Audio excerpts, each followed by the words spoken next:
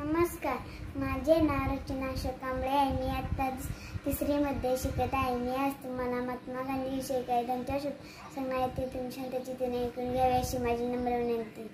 महात्मा गांधीचे पूर्ण नाव मोहनदास करमचंद गांधी होते. एवढे बोलून मी माझे वाचन जय हिंद, जय Maharashtra.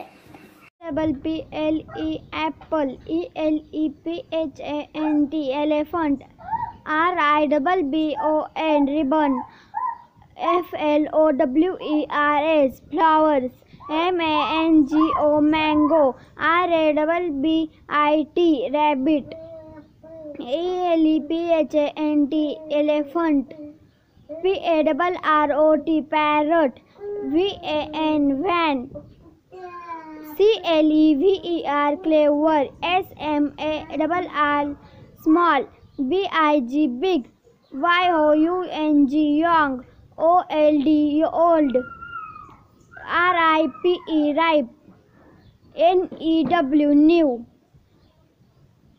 THIN thin, LONG long. नमस्कार, मी वेदांत कांबळे तुम्हाला आज डॉक्टर बाबासाहेब आंबेडकर यांच्या थोडक्यात माहिती सांगत आहे. डॉक्टर बाबासाहेब आंबेडकर यांचा जन्म 14 एप्रिल 1891 मध्ये मऊ येथे झाला.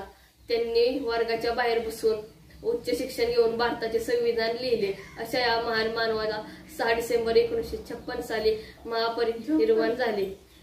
गुलामाला गुलामाची जाणीव करून द्या, म्हणजे तो बंड करून उठेल, असा त्यांनी मोलाचा संदेश दिला. पाणी,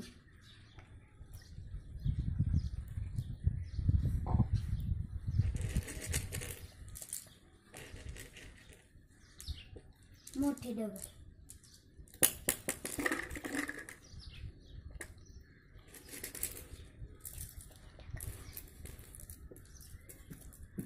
बारीक दगड,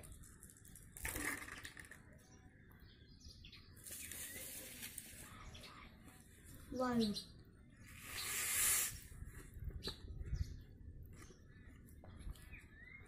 माती,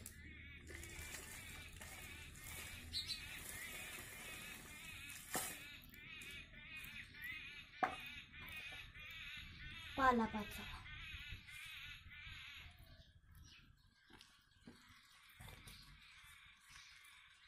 नमस्कार, माझे नाव सायली युवराज भोसले आहे. मी इयत्ता 7वी मध्ये शिकत आहे. मी आज तुम्हाला एक प्रयोग करून दाखवणार आहे.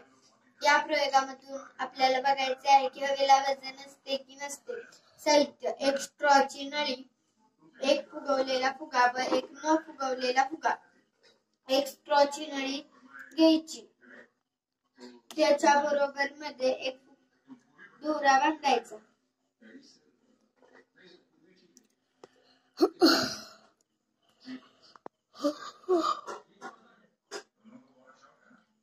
स्ट्रॉच्या एका बाजूला फुगवलेला फुगा बांधायचा.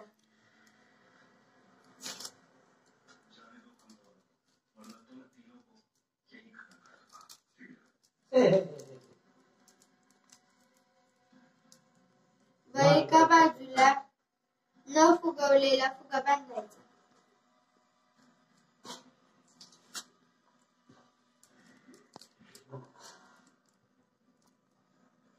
व आपण बांधलेल्या दोऱ्याने धरायचे.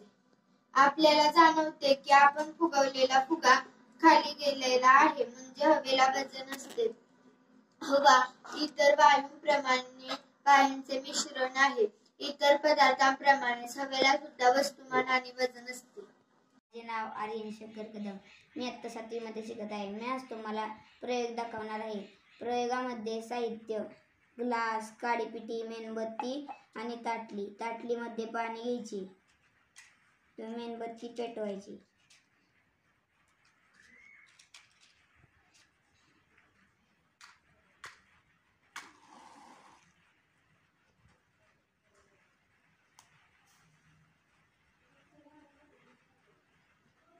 मेणबत्ती पेटवल्यानंतर त्याच्यावर ग्लास ठेवायचा.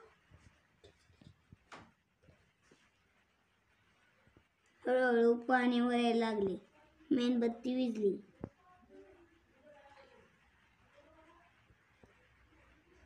हवेच्या दाबामुळे त्या मेणबत्तीला ऑक्सिजन न भेटल्यामुळे मेणबत्ती विझली व पाणी वर आले.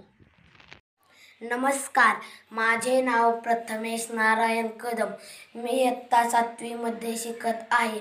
आज मी तुम्हाला ऑनलाईन शाळा याविषयी काही 2-4 शब्द सांगणार आहे. ते सर्व माझ्या शालेय मित्रांनी, गुरुजनांनी व पालकांनी शांततेने ऐकावे ही नम्र विनंती. संपूर्ण जगामध्ये कोरोनाने कहर केलाय. आपला भारत सुद्धा कोरोनाशी लढतोय. पहिल्यांदा असे वाटले हा रोग लवकरच जाईल, परंतु काही लोकांनी नियम न पाळल्याने व खबरदारी न घेतल्याने या रोगाने उग्र रूप धारण केले. त्यामुळे खूप नुकसान व समस्या निर्माण झाल्या. त्यातील एक समस्या म्हणजे आपली शाळा. मुलांचे शैक्षणिक वर्ष वाया जाऊ नये म्हणून सरकारने ऑनलाईन शाळा सुरू करण्याचा निर्णय घेतला. यासाठी शिक्षकांनी खूप मोठे परिश्रम घेतले. मुलांचे नंबर घेऊन त्यांचा वर्गवारी ग्रुप तयार केला. त्या ग्रुपवर अभ्यासाचे व्हिडिओ, टेस्ट व अभ्यास देण्यास सुरुवात केली. रविवारी अभ्यासाला सुट्टी असल्याने मुलांकडून चित्र काढून घेतली. रक्षाबंधनला राखी, नागपंचमीला नाग व गणेशोत्सवाला गणपती करून घेतले. परंतु शिक्षकांच्या लक्षात आले मुलांना शिकवल्याशिवाय कळणार कसे, म्हणून शिक्षकांनी गुगल मीट या ॲपचा वापर करून व्हिडिओद्वारे लेक्चर घेण्यास सुरुवात केली. त्यामुळे शिकणे व शिकवणे सोपे झाले. परंतु काही मुलांकडे स्मार्टफोन नसल्याने त्यांचे शिक्षण तिथेच अडकले आहे. मला असे वाटते आपण त्यांना मदत केली पाहिजे. अभ्यास सांगितला पाहिजे, अभ्यासाचे व्हिडिओ दाखवले पाहिजेत, टेस्ट सोडवण्यास दिली पाहिजे, लेक्चरला आपल्या शेजारी बसवून घेतलं पाहिजे. मी ईश्वरचरणी प्रार्थना करतो हे कोरोनाचे संकट लवकरच जावो. जय हिंद, जय भारत. धन्यवाद. एका पातेल्यात पाणी घेतले आहे. त्यात काही वस्तू आहेत, काही तरंगणाऱ्या तर काही बुडणाऱ्या. कंगवा